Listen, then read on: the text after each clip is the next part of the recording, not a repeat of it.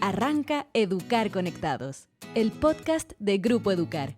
Hola a todos, bienvenidos a un nuevo capítulo de Educar Conectados. Mi nombre es Verónica Tagle, soy periodista de Grupo Educar y pueden creer que ya llegamos a nuestro capítulo número 80.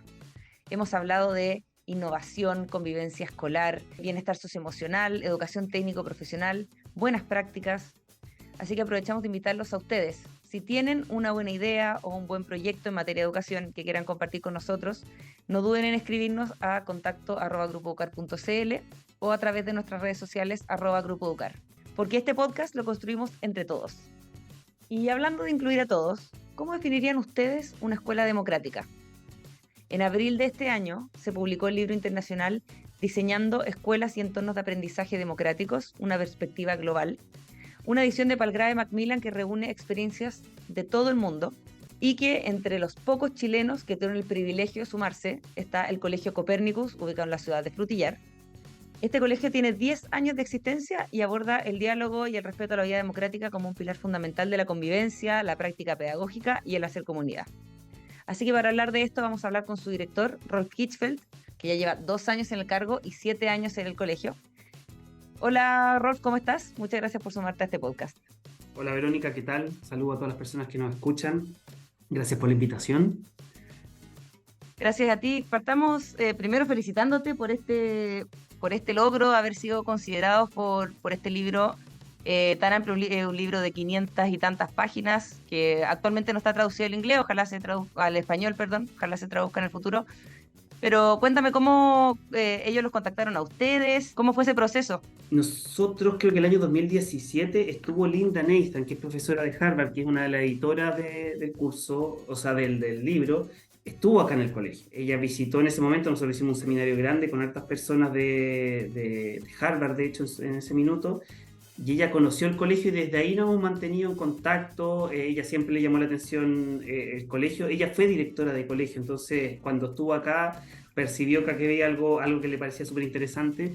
Y cuando ellos decidieron hacer este libro, nos contactaron a nosotros. Hay otros chilenos, hay una escuela en Valparaíso y está la Fundación Patio Vivo también con Mira.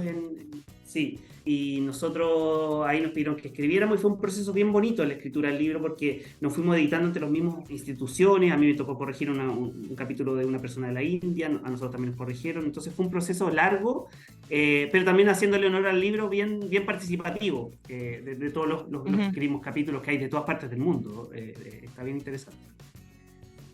Qué entretenido y buena idea esa, la de corregirse entre ustedes, y efectivamente le hace mucho honor a la hipótesis del libro. Cuéntame, ¿qué significa esto de educar democráticamente y construir colegios democráticos? Todos sabemos lo que es la democracia, pero ¿cómo se construye dentro de un colegio?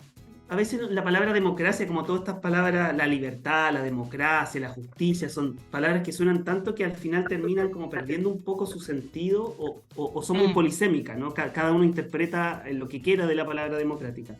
Nosotros en el colegio Copérnico, y está en el capítulo, describimos las relaciones democráticas, que no es lo mismo de la democracia como sistema político. Obviamente, tener relaciones democráticas entre los seres humanos ayuda a que el sistema político democrático funcione mejor, pero para nosotros la democracia es, como se titula el capítulo, es la democracia y el respeto a todas las otras personas, el diálogo y el respeto, como elemento central de la forma de relacionarse entre seres humanos, y en este caso particular entre los estudiantes, pero también de los profesores con los estudiantes. Diálogo y respeto, perdón, son lo que nosotros concebimos como una relación democrática, donde yo te escucho, te puedo valorar lo que tú dices, ponderar lo que tú dices, respetarte en tus diferencias, en la diversidad que existe, y eso es lo que nosotros entendemos como relaciones democráticas. Y para eso hacemos un montón de cosas acá en el colegio que apoyan esta visión.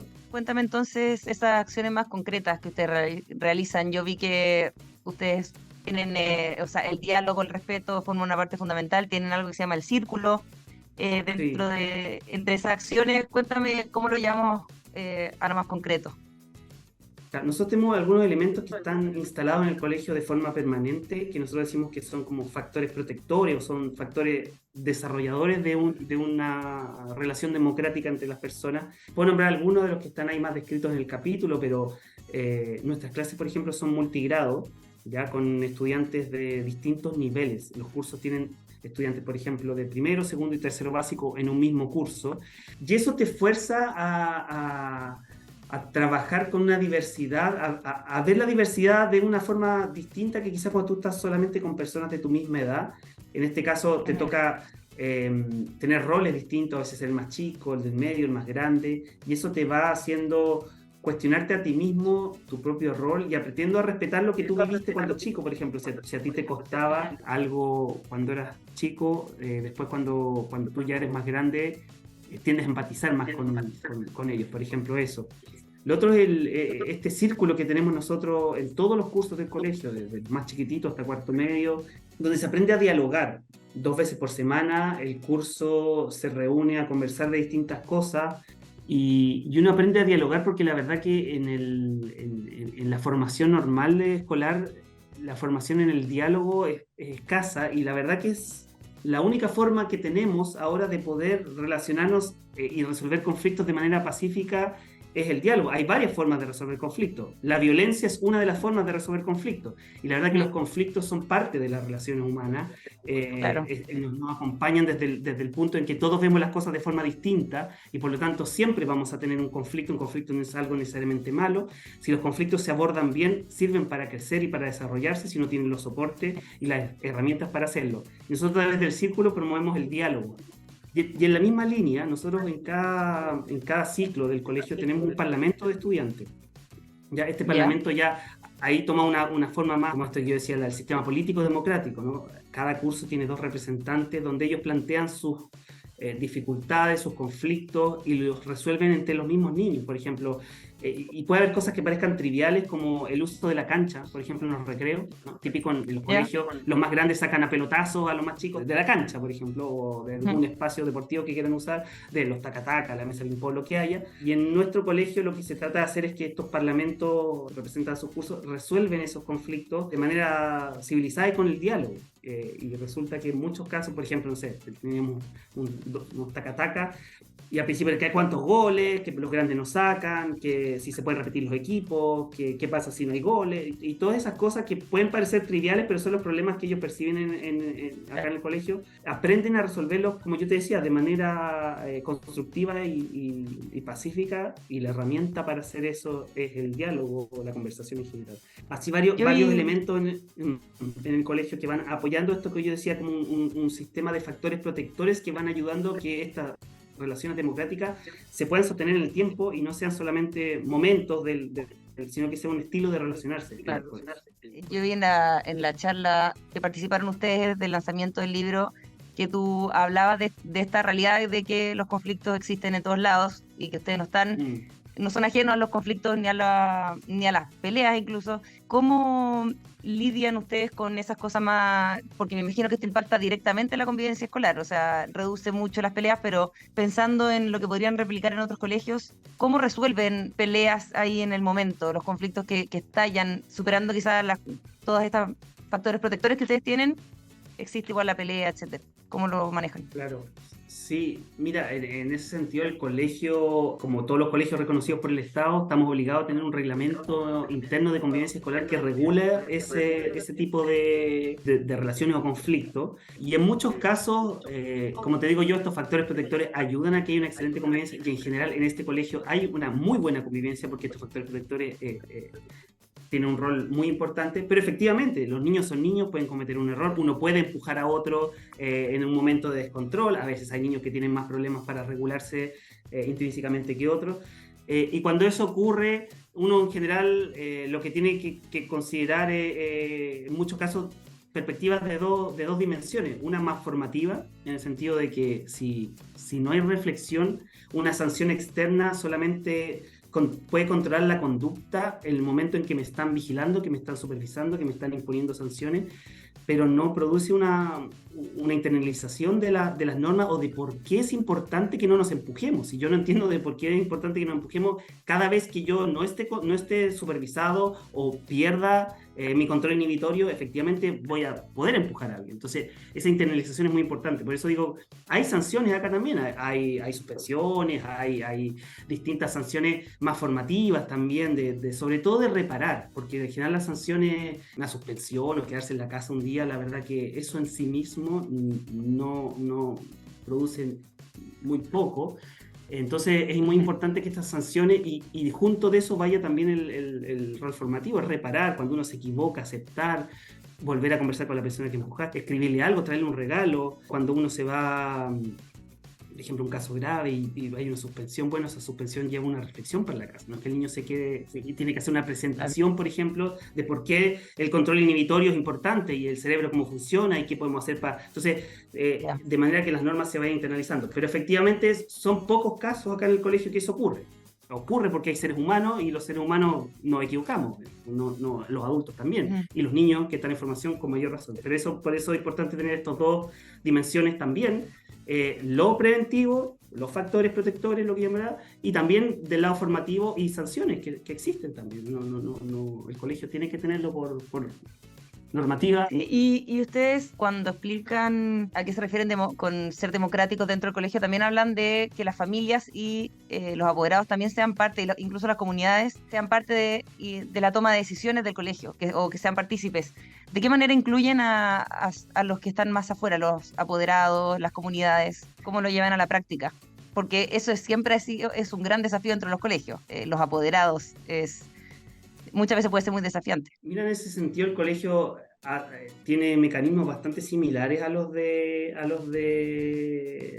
tenemos con los estudiantes. En el sentido, el diálogo es como el mecanismo privilegiado. Incluso algunos hablan para transformar conflictos, no necesariamente es para resolver un conflicto. En muchos casos uno transforma un conflicto a través del diálogo. Lo que parecía que no tenía solución se puede llevar hacia algo que a lo mejor no se soluciona de una vez, pero se transforma en algo que uno puede gestionar o trabajar. En ese sentido, el diálogo es la herramienta principal. Nosotros tenemos instancias de representación en el colegio también, obviamente, centro padres, delegados, y el diálogo es muy importante.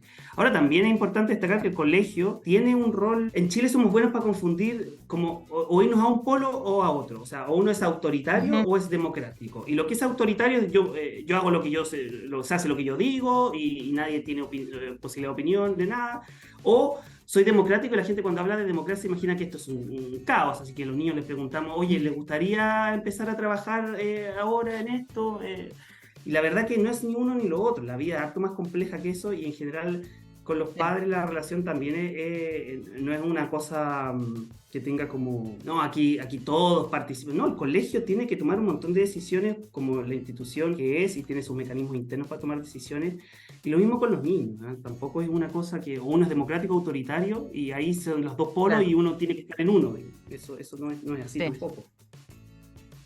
Ya, sí. Perfecto. Y todas estas ideas del círculo, de la decisión de ser multigrado, ¿de dónde se inspiran? También hace años atrás estuvimos conversando también de la metodología de la creatividad, me acuerdo. Sí. ¿O no? Que era la metodología madre de cómo funcionaba el colegio. ¿De dónde se inspiran para estas maneras? Claro, la pedagogía para la creatividad es el modelo del colegio, el que hemos ido desarrollando a lo largo de estos 10 años que tiene el colegio, y este año cumple 10 años. Y una de las fuentes principales de este modelo es Jenaplan, que es una metodología así con J, Jenaplan no en español, pero como es alemán se dice Jenaplan. Es un marco pedagógico, en verdad, no es una metodología. Igual a nosotros nos gusta decir eso siempre porque las metodologías hay formas correctas e incorrectas de hacerlas. Los marcos pedagógicos tienen formas de comprender la realidad y de analizar las situaciones específicas, pero dentro de ese marco uno puede tomar decisiones distintas y cada colegio es distinto, y por eso a nosotros es muy cómodo tener un marco pedagógico y no una metodología. Este marco pedagógico surge a principios del siglo XX, cumple 100 años este año. De hecho, nosotros somos el único colegio lleno en América, y vamos a estar invitados ahora al encuentro que se va a hacer por los 100 años en los Países Bajos. Y surge como una respuesta histórica también, ¿no? A principios del siglo XX ya se estaba cuestionando la forma en que habían surgido los colegios, la forma en que se implementaba la pedagogía, con figuras como Montessori, etcétera. Y en ese mismo marco, Dewey anteriormente en Estados Unidos, nace Jenaplan también con el fundador de esta metodología, que es Peter Petersen, que entre los 60 y los 80 se toma en los Países Bajos y se renueva completamente y se adapta a las necesidades actuales, y muchos de los elementos que yo te digo, como del diálogo, del respeto al otro profundo, de valorar la diversidad, provienen de los principios que tiene esta metodología. Entonces, esto que yo te comento, como estos factores protectores, son bajadas concretas de principios bien profundos, de formas de relacionarse, de valorar al otro. Uno cuando va a un colegio siempre debiese preguntar dos cosas: qué visión de persona tienen y qué visión de sociedad tienen, porque ambas cosas son lo que permite construir un colegio. Si yo tengo una visión de las personas de cierta manera, eso va a implicar que yo tengo que comportarme de acuerdo a esa manera. Y la visión de persona y visión de sociedad que tiene este Colegio Copérnicus viene de Jenaplan. Entonces, de ahí nosotros tomamos estos elementos, y por eso este respeto y el diálogo de formar esta cultura democrática la llevamos a cabo, porque viene de esos principios. ¿Y cuáles dirías tú que son los desafíos más difíciles, más duros que has tenido en el colegio, sobre todo implementando un sistema poco común, bastante innovador?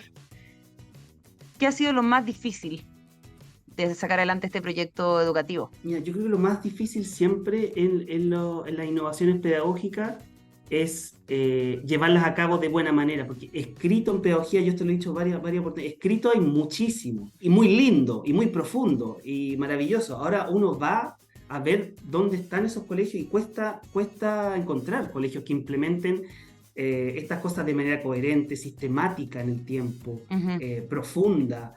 Y yo creo que el desafío mayor es siempre estar atento a esa implementación que se realice de buena manera, respetando los principios, innovando. Un colegio siempre tiene que estar adaptándose a lo que va cambiando la sociedad y las personas, ¿no? Como por lo que yo decía antes. Y esa implementación tiene que ir pensando mucho, tiene que ir discutiendo mucho, conversando con los profesores, con las profesoras, con el equipo directivo, para ir que esa implementación se lleve a cabo de buena manera, porque escrito hay infinito y muy lindo. La verdad es que la dificultad es hacerlo. Sí, y me imagino ahora como director, tú ya antes estabas en la Fundación Copérnicus, ahora ya llevas 2 años como director. Me imagino que los desafíos crecen, y quizás cosas que llevarlas a la práctica puede ser más desafiante. ¿Qué opinas de eso, de este nuevo rol? No, mira, el rol de directora de un colegio es bien especial, digamos, muy lindo. A mí me sorprende que a mí me pasan dos cosas. Dos personas me acercan y me dicen: oye, yo no podría tener tu trabajo, o sea, lidiar con tanta gente, con la familia, o con los niños, con el personal de colegio. Y me pasa harto eso, fíjate, harta gente me dice como: no me gustaría tener tu trabajo. Y a mí me parece bien preocupante un poco en ese sentido. Me gustaría estar en tus zapatos. Claro, como la noción como de colegio como un espacio muy complejo, que lo es, digamos, pero al mismo tiempo también nosotros los que estamos acá en el colegio, las educadoras, todas las personas que trabajamos acá, vemos como este trabajo cada día es de una belleza bien profunda también, ver cómo las personas van creciendo, se van desarrollando. Yo ya llevo 7 años trabajando acá, ver niños que llegaron chiquititos, llegaron de cierta manera, por ejemplo, acá al colegio, cómo se han ido creciendo, o sea, es de una belleza muy profunda. Ahora, eso no le quita lo complejo, por eso te digo, esta percepción como que la gente tiene, es verdad, y quizás muchos que escuchan van a coincidir conmigo, y este es un colegio que, como yo decía antes, tiene muchos de factores protectores que le ayudan a que las relaciones humanas se desarrollen muy bien, pero hay otros lugares donde de verdad la complejidad es tremenda, lo que es muy preocupante a nivel país. Yo creo que yo aquí voy a hacer una mención en los colegios. Yo veo que hoy día los colegios son la institución en Chile que está sosteniendo el país en muchas dimensiones. Eso es, hay que tomarle el peso a eso. Los únicos lugares donde se está relacionando gente distinta, que no son familiares o que no son amigos directos, es los colegios. Los únicos lugares donde se está transmitiendo la cultura es los colegios. Los únicos lugares donde se está tratando de construir una cultura renovada también para Chile son los colegios. Por lo tanto, me parece que hay que tomarle el peso a eso, sobre todo en este contextos donde las instituciones están tan dañadas, incluso o la percepción de las instituciones tan menoscabada, creo que el colegio hoy día es de las instituciones que está sosteniendo un poco el país, y puede sonar fuerte, pero es así. Sí, es cierto. Y ahí el desafío de liderar esos proyectos es gigantesco. Claro. Y bueno, En Chile hay un lo de civil colegio. el desafío está a Claro. la altura Exactamente. del desafío.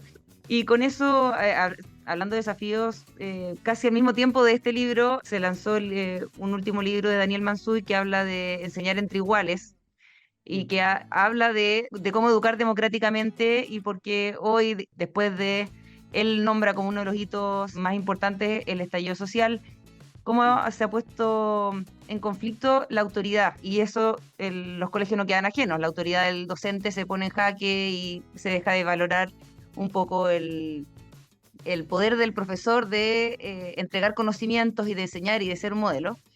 Y en eso, ¿qué opinas tú? ¿Cómo dialoga esa visión de democracia con la visión de democracia del libro donde están ustedes? Que, bueno, es una misma democracia, entonces, ¿cómo conversan?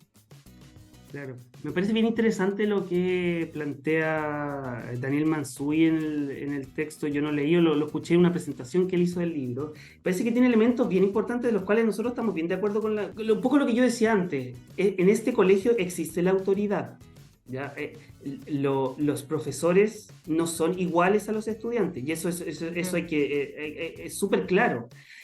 Y no son iguales desde varios puntos de vista, pero tienen responsabilidades. Acá hay adultos a cargo de niños. No hay niños criándose así con adultos, aquí hay adultos a cargo de niños. Y la diferencia de responsabilidad también implica una diferencia de autoridad, ¿ya? Y eso en la familia, por ejemplo, es súper claro. El que tiene que traer la comida son los padres, las madres, a la casa. No le va a preguntar al niño, bueno, hoy día, ¿quieres comer? O sea, y ahí hay una diferencia de responsabilidad, por lo tanto también hay una diferencia de autoridad. Y en el colegio pasa lo mismo. Y a veces se confunde un poco lo que decía, democracia es caos, que todos opinemos, o autoritario, yo hago lo que el director dice y se acabó. Y ambas concepciones son bastante infantiles, en el fondo, ¿no? El mundo es más complejo que eso, sí. pero de hecho acá la autoridad... nos pasa, el respeto es muy necesario para que haya una vida democrática. O sea, y ese respeto incluye, por ejemplo, a mí acá en el colegio los adultos, los niños en general tratan a los adultos por su nombre. A mí me dicen Rolf. Hola Rolf, ¿cómo estás?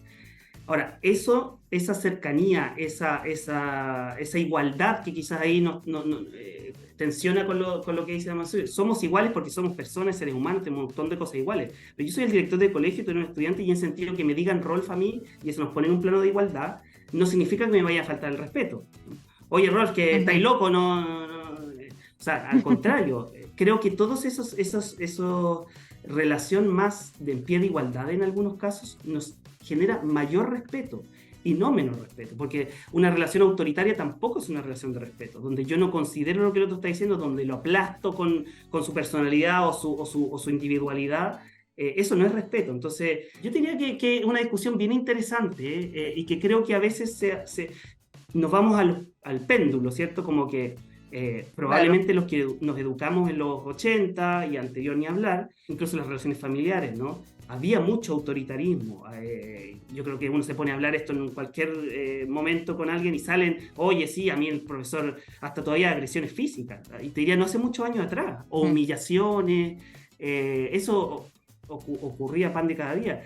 Y el péndulo después se va a decir, no, que yo no puedo, el niño se está educando y yo no puedo decirle nada. Y es un tremendo error también, porque acá los responsables somos los adultos que estamos en el colegio. Entonces, obviamente, incluso yo lo veo, fíjate, a veces me pasa, papá, lo veo en las relaciones familiares también, como, ¿te gustaría ir al colegio hoy día a un niño de 5 años? Y eso, en muchos sentidos, no es escuchar a tu hijo. En sentido, es ponerle una carga que él no está capacitado para tomar. Y eso, en cierto sentido, también es un tipo de vulneración, en el fondo, cuando uno pone una carga sobre un niño que no está preparado para tomarla en la autonomía progresiva que tienen los niños, eso es un tipo de vulneración. Entonces, lo que parece como democrático, buena onda, o como escuchar a los niños, en cierto sentido es una falta de responsabilidad. de los adultos. Entonces, creo que hay harto elementos bien importantes de esta conversación que él plantea en este libro y que creo que conversa con lo que estamos diciendo. No se opone. Obviamente puede haber matices y cosas, pero evidentemente hay igualdad en ciertas cosas en el colegio. Tiene que haber igualdad en ciertas cosas, como el respeto a la dignidad de cada... No puedo tener yo, por ser el director, más dignidad que un niño que viene acá. Eso no puede ocurrir. Claro. Pero evidentemente tenemos roles distintos y alguien que cuestione eso, la verdad que no sabría ni cómo contestar a eso, digamos, de una evidencia tan grande. Incluso yo hablaba antes de... Hay varias formas de resolver los conflictos. La violencia es uno, otro es el diálogo, también otro es la autoridad. La autoridad también es un mecanismo de resolución de conflictos. Y Katia Araujo es una autora chilena también que ha hablado mucho de esto, de la autoridad en Chile. Y es muy necesaria la autoridad en cierto sentido para resolver conflictos, en el sentido de que no se puede asignar una decisión a una persona que no tiene la responsabilidad de tomarla, ni la capacidad en muchos casos, en el caso de los niños. Entonces, es bien importante este tema y creo que como país es bueno que haya más debate y más discusión de esto porque nos hace falta. Y como te digo, estamos en un péndulo de un autoritarismo quizá aplastante en algún caso. No, la solución no es irse a preguntarle a un niño de 5 años si le gustaría. Uno le pregunta si quiere almorzar, no le pregunta si quiere. El niño no sabe que tiene que comer. Claro. Si tiene que dormir. ¿Te gustaría dormirte a las 10 de la noche o te gustaría...? O sea, eso no es porque uno no es una relación democrática con niños, es una relación, yo diría, vulneratoria, más bien. Sí, cierto. Oye, y estando ustedes, volviendo al tema de la comunidad y de involucrar a la comunidad, estando ustedes en un lugar tan maravilloso como Frutillar, precioso, y también un lugar mucho más pequeño que, bueno, Santiago y muchas otras ciudades, ¿ves algún impacto de educar en comunidad en un lugar así versus un lugar más grande? ¿Cómo es la relación con la comunidad ahí desde el colegio?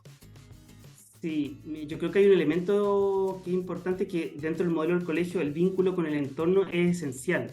Entonces nosotros como colegio aprovechamos de estar en Frutillar para vincularnos mucho con el entorno.